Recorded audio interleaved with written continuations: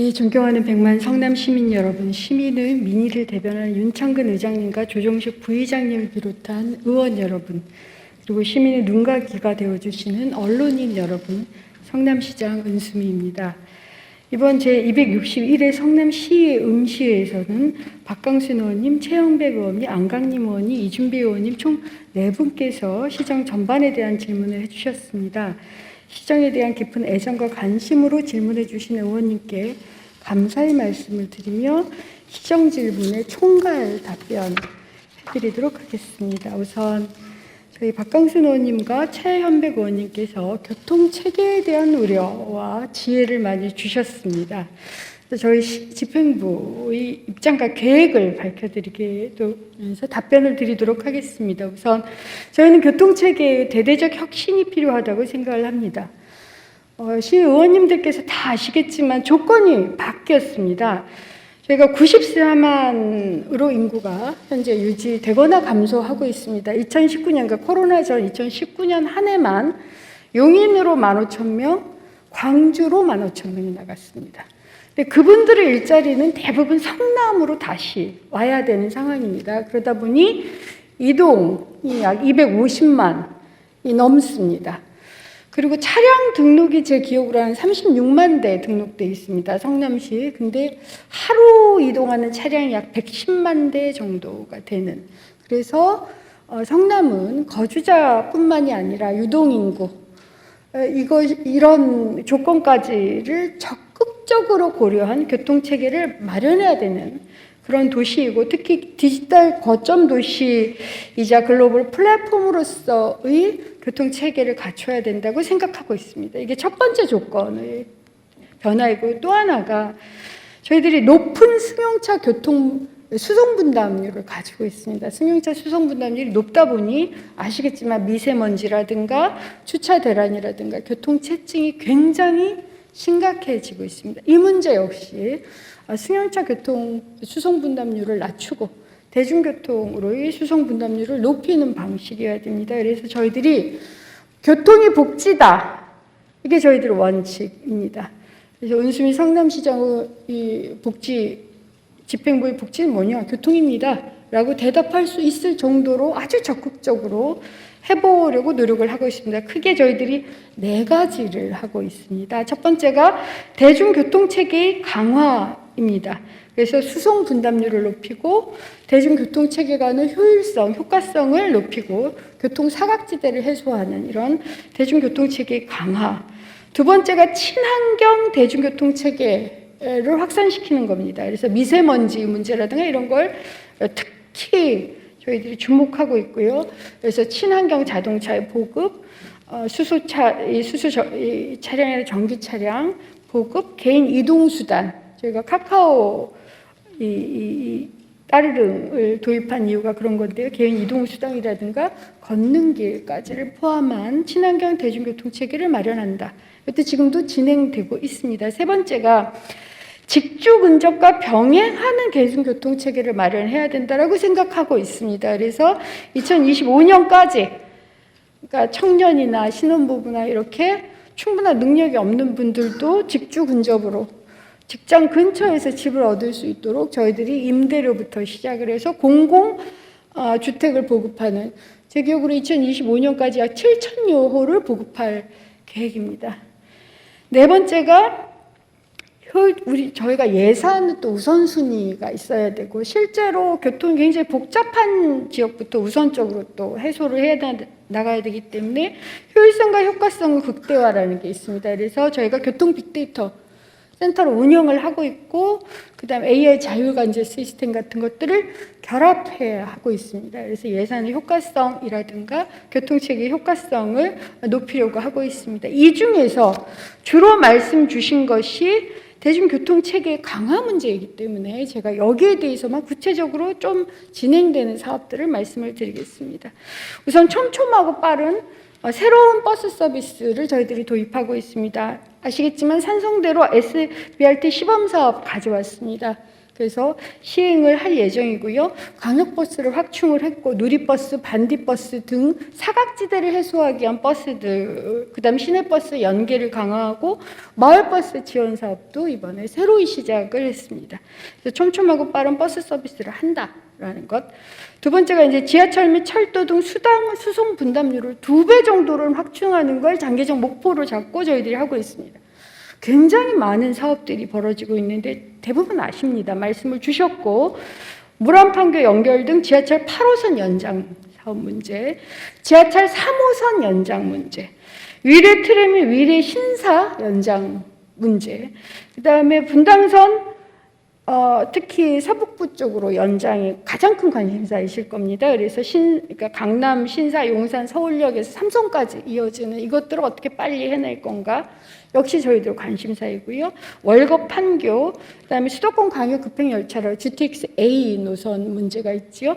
이런 것들을 할 뿐만 아니라 거기에 플러스 아까 최현백 의원님께서 말씀을 주신 친환경 디지털 성남 트랩을 도대체 어떻게 만들 거냐라는 질문을 주셨습니다. 그래서 저희들이 그렇게 대답을 한편으로는 지금 대부분의 기초지자체, 상당수의 기초지자체에서 트램을 도입을 하려고 하고 있습니다. 그래서 그 기초지자체들하고 협업을 해서 저희들이 이미 국토부 장관, 대강위원장, 그다음에 국회까지를 찾아가서 기준이나 이런 것들을 만들어하는 법제도하는 방식을 하나를 하고 있고, 또 하나는 성남시 자체적으로 추진하는 방식을 열어놓고 있다라고 말씀을 드렸습니다. 왜냐하면 법제도 문제만을 기다리기에는 성남시 교통 문제가 굉장히 심각하다라고 시의회에서도 지적을 주고 계시기 때문에 방법을 성남시가 어떤 방식으로든 주도적으로 추진할 수 있는 방법을 또한 찾겠다라는 말씀을 드리고, 이것을 가급적이면 빠른 시일 내에 어쨌든 민선 7기 이내에 시작을 할 수 있는 방법을 저희가 찾겠다라는 말씀을 드립니다. 그 다음에 박강수 의원님께서 말씀 주신 경부고속도로 상폭공원화 사업, 이게 판교에서 이제 판교 2, 3판교를 엮는 문제입니다. 이 역시도 이러한 사업의 일환으로서 검토를 하겠고요.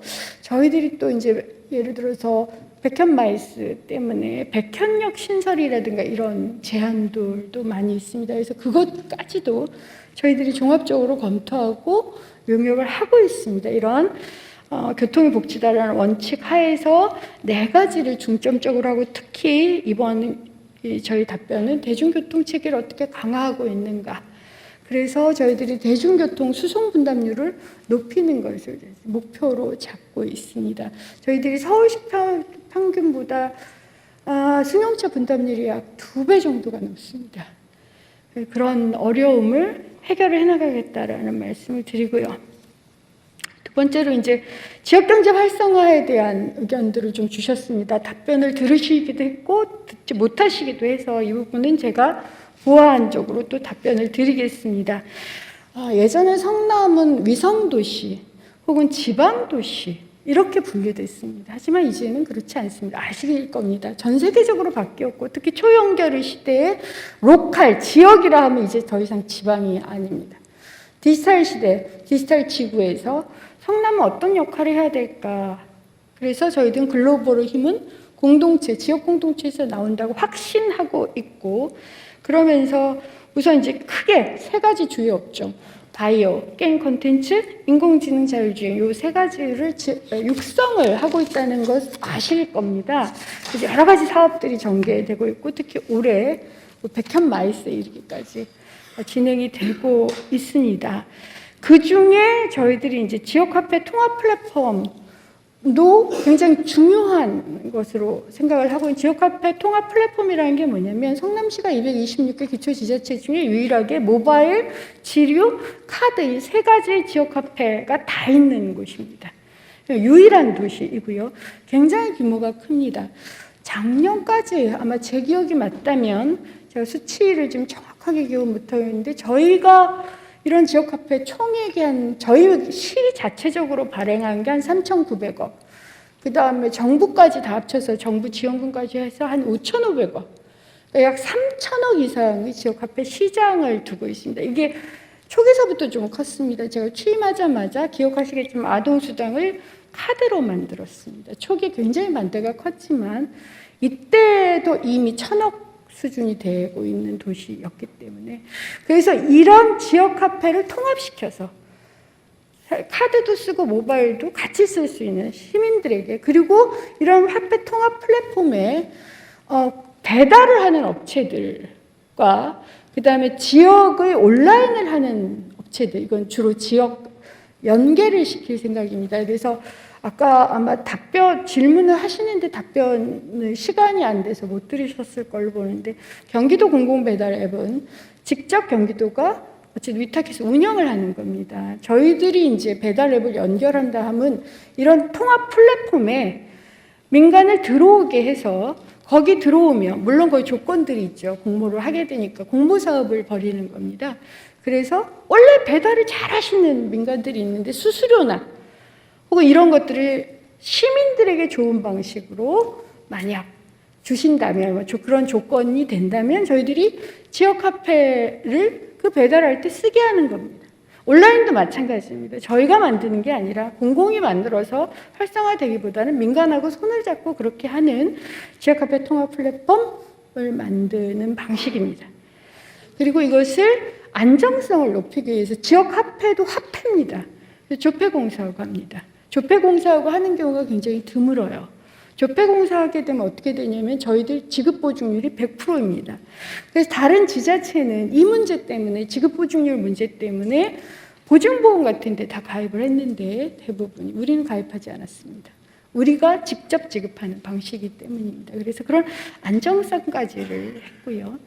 그리고 이제 이렇게 하다 보니 이제 예산 문제가 굉장히 많이 대두가 됩니다. 저희가 예산이 그래도 226개 기초지자체는 재정 여건이 좋은 도심에도 불구하고 워낙 쓰는 곳이 많다 보니, 아까도 예산 문제 때문에 잠깐 대장동 얘기가 나와서 아마 의원님께 직접 다들 보고를 드릴 거지만 제가 간략하게 말씀을 드리겠습니다. 대장동 개발 이익금은 아시겠지만 5,500억 정도가 됩니다. 그 5,500억 중에 2,700억 정도는 일공단, 공원이나 지하주차장 조성이 들어가고요. 약 2,800억 정도 중에서 1,100억 정도는 이미 대장동 사업으로 계획되어 있습니다. 그래서 지금까지 말씀 주신 그런 사업들은 차질 없이 진행을 하고 있습니다.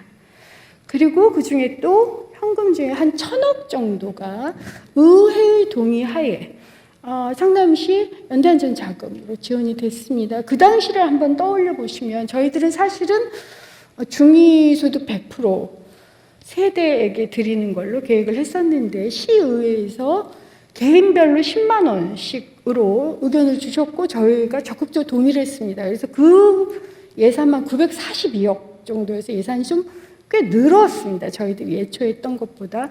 그러면서 대장동이 예산은 특별회계가 아닙니다. 그냥 일반 회계로, 그러니까 지정되고 그냥 성남에서 성남 시민들을 위해서, 물론 대장동을 위해서도 쓰고요. 또한 재정적인 위해 성남 시민들을 위해서 쓰도록 되어 있어서 이것을 시의회에서 적극적으로 반영을 해주셨습니다. 이게 인사회 때도 똑같은 얘기가 나왔었습니다. 그래서 제가 이 말씀을 올해 인사회 때, 중으로 했을 때도 이 말씀이 나와서 대장동 회계에 대해서 말씀드린 적이 있습니다. 그래서 우려하시는 것처럼 대장동 여러 가지 사업들이 진행이 될 겁니다. 현재까지 차질 없이 진행이 되고요.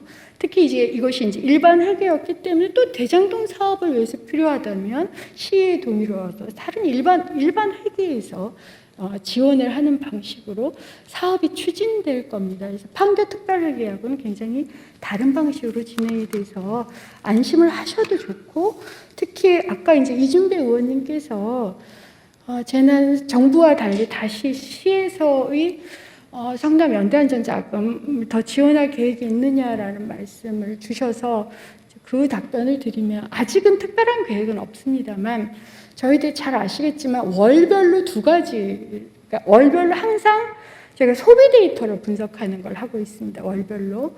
그다음에 연별로는 뭘 하냐면 상권별 데이터 분석을 하고 있습니다. 이 두 가지를 다 합니다. 근데 그렇게 소비 데이터를 분석을 하다 보면 성남의 그 소비나 이런 소득이 어떻게 진행이 되는지 사실은 알 수 있습니다.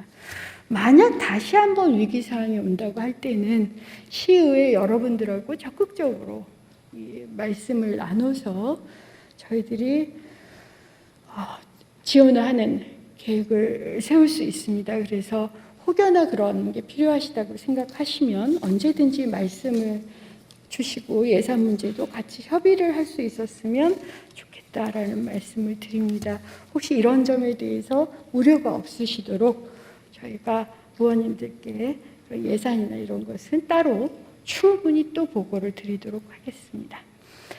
그 다음에 이제 코로나19와 일자리 문제와 관련해서 말씀을 주셨는데, 특히 안강림 의원께서 이건 중요한 전 문제라고 생각하고 저희들이 사활을 걸고 있는 문제입니다.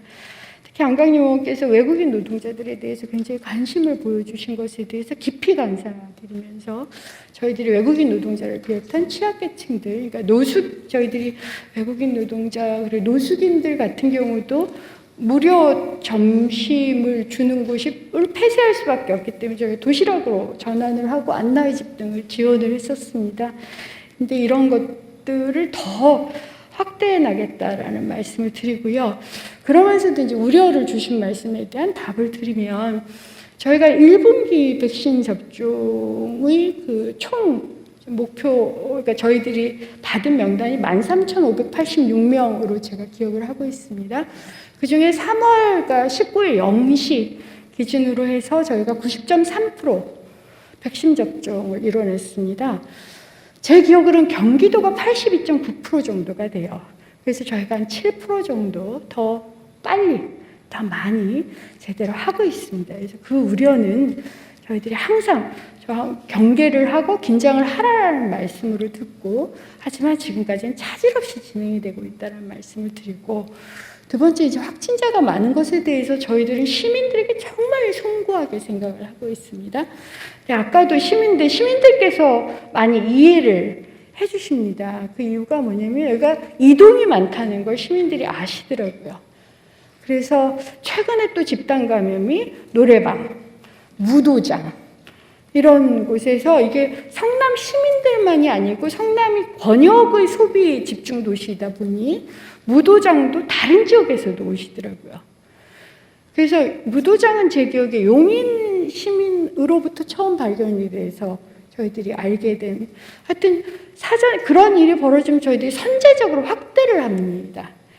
그럼에도 불구하고 확진자가 이렇게 줄어들지 못하는 건 저희들 최선을 다하고 있지만 그것만으로 부족하고 항상 송구하게 생각하며, 다른 한편 저희들을 많이 이해해 주신다는 점에 대해서 감사를 드립니다. 세 번째, 이제 일자리 문제입니다. 저희가 정말 많이 고민하는 게 일자리 문제인데요. 아까 안 의원님께서 말씀 주신 것처럼 저희 성남시가 2020년 하반기 고용률이 다른 시도보다 높습니다. 제 기억 59.1%입니다. 수원이 한 58%, 고양이 57%, 용인이 한 55%쯤 돼요. 저희가 이제 유사 도시하고 항상 비교를 합니다. 그럼 보통 이렇게 고용률이 높으면, 다른 시보다 높으면 다른 시보다 실업률이 낮아야 돼요. 안 그렇습니다. 이건 한국의 고용 상황의 특징이긴 한데 우리가 또 실업률도 굉장히 높아요. 가장 높아요. 말씀 주신 것처럼 5.2%인가 그렇던 걸로 기억을 해요. 왜 그럴까요? 고용률이 높은데. 그 이유가 저희가 고용보험에 가입해야지 실업자 통계를 낼 수가 있습니다. 근데 저희가 고용보험 가입자가 한 76%, 경제활동 인구 대비 76%인데 수원이 한 55%인가 그쯤 될 겁니다. 고양이나 용인은 그 이하 40대 30%입니다. 그러니까 한마디만 해서 이렇게 보시면 됩니다. 그리고 성남시의 고용보험 가입률도 저는 만족할 만하다고 생각하지 않습니다. 왜냐하면 100%가 안 되니까요. 일을 하시는 분들이 100% 전국민 고용보험 취지가 그런 건데 가입을 해야지 실업자를 정확하게 알 수가 있고, 그 다음 실업을 하실 때 지원할 수 있습니다. 교육할 수 있고 생활수당을 드릴 수도 있고 취업 연계를 수도 있습니다. 성남시는 그나마 한 76% 정도의 고용보험 가입률을 보이고 있는데 다른 시는 너무 낮아서 사실은 실업자가 굉장히 많은데 그냥 비경제활동 인구로 분류가 되는 겁니다. 이건 위험을 의미합니다. 그래서 성남시가 다른 시에 비해서 저는 오히려 덜 위험하다. 하지만 이걸로 충분하지 않다라고 생각을 합니다. 그래서 저희가 이러한 시민을 위한 조례라는 걸 만들어서 아까 이준배 의원님도 그렇고 다른 남영상 의원님도 아마 5분 발언 때 예술인 얘기를 하셨습니다. 예술인들은 이 고용보험 내에 들어오지를 못합니다. 일자리 잃었는데 저희도 그걸 알고 있는데 저희가 2019년에 저희가 지원하는 행사, 축제성 행사가 350건 정도가 되는데 하루에 한 건 정도는 어디선가 축제성 행사가 벌어집니다. 그리고 거의 지원하는 돈이 150억이었습니다. 150억이 누구한테 지원이 되냐면 뭐 이렇게 무대를 만드는 분, MC, 지역 트로트 가수 이게 싹 사라졌거든요. 도대체 그분들은 뭘 먹고 사나 이런 것 때문에 저희가 예술인 지원 문제라든가 예술인 DB, 예술인 실태조사를 시작을 했습니다. 굉장히 중요하다고 생각을 해서 그리고 이분들 어떻게 사회 안전망 고용보험으로 들어오게 하기 위한 근거가 저희들한테 없습니다. 그래서 일하는 시민을 위한 조례를 만들어서 올해부터 더 열심히 하겠습니다. 그리고 의원님들이 좀 양해를 해주실 게 제가 시장으로 취임하고 보니 지자체에서 일자리 사업을 한다는 게 굉장히 어렵고 거의 독자적으로는 좀 불가능한 문제가 있습니다. 대부분 지자체는 정부의 일자리 지원금, 국비를 가지고 매칭을 하는 방식으로 합니다. 독자적인 연계, 심지어는 통계조차 접근을 할 수가 없어서 저희가 노동 통계를 드디어 독자적으로 만들기 시작을 했고 사각지대 통계도 만들고 있습니다. 그래서 지금 이제 시작을 하고 있는 거다라고 생각을 해주시고 조금만 기다려 주시면 그래도 좀 실업률을 대폭 떨어뜨리거나 고용률을 대폭 올리지는 못한다 하더라도 저희들이 최선을 다해서 좀 더 안전한 그래서 실업이 되거나 이렇다 하더라도 좀 타격이 덜할 수 있는 방식의 안전망을 만들고 취업 연계를 하겠노라라는 그런 말씀을 드리고 아까 말씀 주신 그 청년들이나 여성, 취약계층 쪽에 저희들이 더 노력을 하겠습니다. 이것은 제가 최근에 맥켄지 보고서를 읽었는데요. 맥켄지 보고서 최근에 8개 나라 800여 개의 일자리를 분석을 했습니다. 그래서 이것이 매우 위험한 이 위험한 사항이 그나마 한국에 조금 낫다고 나오기는 하는데 낫다라는 평가를 받고 있긴 하지만 맥켄지 보고서에 따르면 전 세계적 현상이기도 하고 특히 코로나19 이후에 저희들이 더 주목해야 될 일이기도 해서 저희들 역시 더 노력을 하겠고 특히 저희들이 이번에 경력단절 여성 용역도 했습니다. 그래서 여성에 대한 취약한 여성에 대한 저희들이 지원도 더 하겠다라는 말씀을 드리고요. 그리고 아까 이제 이준배 의원께서 아동학대 예방 문제를 얘기하신 저희들이 이제 이건 분명히 말씀을 저희가 매우 선제적으로 작년 10월부터 아동학대 예방 전담 공무원을 제도를 도입을 하고 물론 이거 시범 도시이기도 합니다. 그리고 올해도 더 늘렸습니다. 그래서 아동학대 예방 책자를 작년 8월에 어린이집, 학교, 소아과, 공공기관 등에 배부했고 이것이 지금 복지부나 이런 그 여가부 쪽에서는 저희들이 하나의 모델이 돼서 전국에 배포를 한 상황이고요. 그 다음에 아보전이라고 그러는데 아동보호 전문기관 연계 사업으로 해서 그 뭐 권리교육, 아동 권리교육 같은 걸 실시하고 그다음 어린이집 CCTV 전수조사를 CCTV를 추가 설치하는 것, 그 다음에 전담 공무원 4명을 배치를 하고, 그 다음에 이 전담 요원이라고 해서 공무원은 아닌데 전담 공무원 4명, 그 다음에 그 연기해주는 전담 요원 4명을 시청과 구청에 배치했는데 9명까지, 그러니까 8 플러스 9 이렇게 더 늘리는 그런 조치를 취하고 있습니다. 그리고 피해 아동 쉼터도 확대를 하고 있다라는 말씀을 드리고요. 그리고 저희들이 또 아까 이준배 의원님께서 하나 더 질문을 해주셨는데 저 다시 살펴보고 혹여나 총괄적으로 아까 이제 부시장님, 실장님, 그 다음에 국장님들께서 답변을 해주신 내용 중에 저희가 보완을 해야 되거나 저희들의 원칙이나 방침을 좀 총괄적으로 밝혀야 될 문제 저희들이 말씀을 드렸고, 앞으로 이렇게 잘 들어주셔서 감사하고 좋은 질문 많이 해주셔서 감사하며 항상 이렇게 많이 배우고 있습니다. 앞으로 이제 저희들이 이제 고민하는 두 가지를 좀 더 말씀을 드리는 걸로 제가 끝나겠습니다. 하나는 누구나 다 그렇게 말씀을 해주십니다. 저희도 그렇습니다. 코로나 팬데믹을 극복하고 더 도전해야 된다. 여기에는 저희들이 기본적으로 두 가지, 그러니까 방역과 접종을 차질 없이 한다. 정말 이것은 아직까지도 감히 말씀드리지만 저희가 관리 가능하다라고 믿고 있고 실제로 그렇게 움직이고 있습니다. 아까 이제 제가 그 백신 접종 맞는 문제에 대해서 말씀을 주셨는데 사실은 저뿐만이 아니라 저는 그런 입장이었어요. 저뿐만이 아니라 어린이집 교사나 학교 교사님들이 우선적으로 예방접종을 좀 할 수 있도록 하게 해달라고 저한테 또 말씀을 주셔서 중대본에도 그런 얘기를 했고, 어쨌든 저는 현장 요원은 아니지만 많이 접촉을 하고 현장을 많이 돌아다니니까 본부장으로서 좀 먼저 접종이 됐으면 좋겠다라는 의견을 중대본에도 얘기하고 경기도 시군 군수님, 시장님들하고도 의논을 했었습니다. 근데 거기에서 의견이 사실은 이제 아마 중대본도 그 고민이 있으시. 하나는 그게 맞아라. 그래.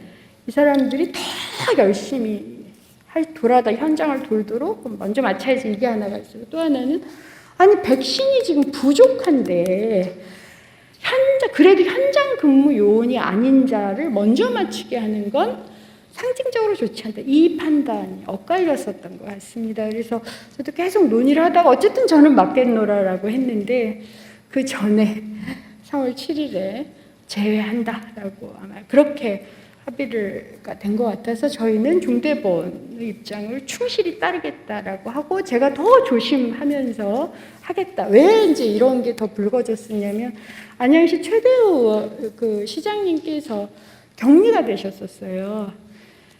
그때 그 즈음에 그 확진이 되셔서 그러면서 저도 검체 채취를 2번을 받았고, 그다음에 성남시청이 부분 폐쇄 1번, 전면 폐쇄 1번을 했었어요.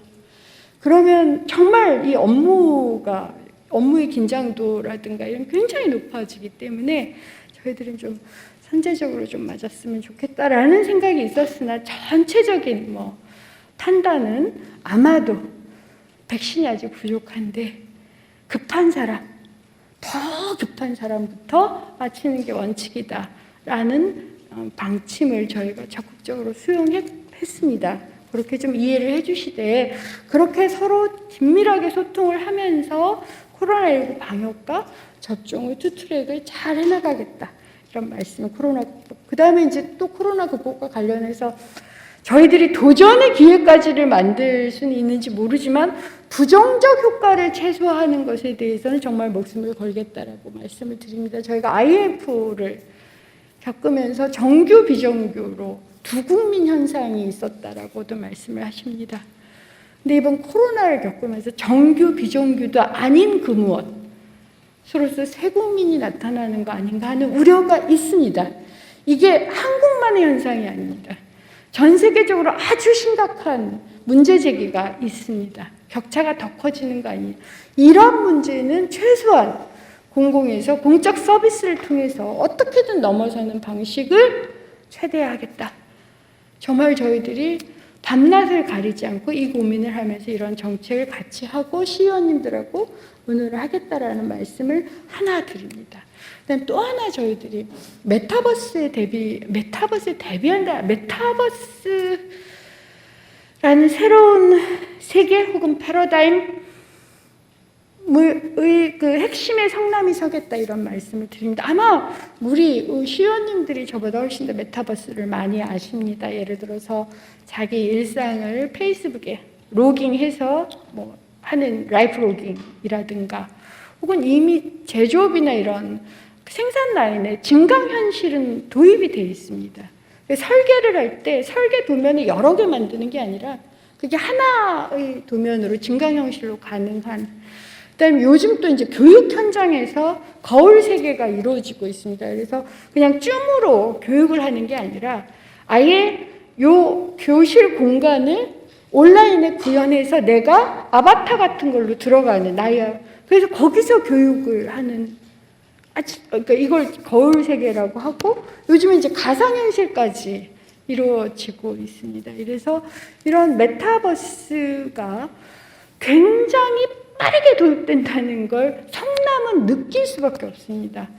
판교부터 하이테크밸리까지 이어진 이 어마무시한 기업들의 힘과 비즈니스나 이런 것들이 굉장히 세상을 많이 바뀌어서 최근에 저희들끼리 이제 어떤 얘기를 하고 있냐면 예전엔 지구라는 하나의 도시, 하나의 공간에 살고 있으면 요즘은 매우 다양한 디지털 지구에 살고 있고 내가 부캐가 여러 가지인 경우도 있습니다. 이 모두가 우리에겐 현실인 그리고 그것이 기업과 시민에게 어떤 영향을 끼치는지에 대한 고민이 굉장히 큽니다.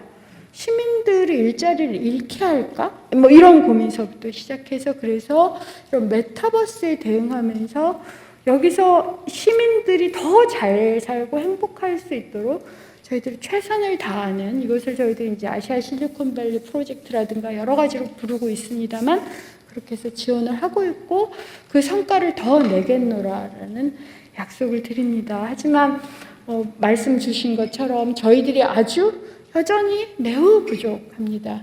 그래서 시의원님들, 그리고 전문가 여러분들, 그 다음에 시민 여러분들의 의견을 경청하면서 저희들이 이 도전의 기회, 그리고 과도기라고들 말씀을 주셨는데 이런 걸 잘 넘어가겠고요. 혹여 부시장님, 실장님, 국장님의 답변, 그리고 저희 총괄 답변으로도 좀 빠진 부분이 좀 있을 수 있습니다. 그래서 그런 부분은 저희들이 다시 체크를 해서 별도로 구체적으로 보고를 드려서 우려를 싣고 저희들이 새로운 지혜를 시의원님들로부터 배울 수 있도록 노력을 하겠습니다. 경청해 주셔서 감사합니다.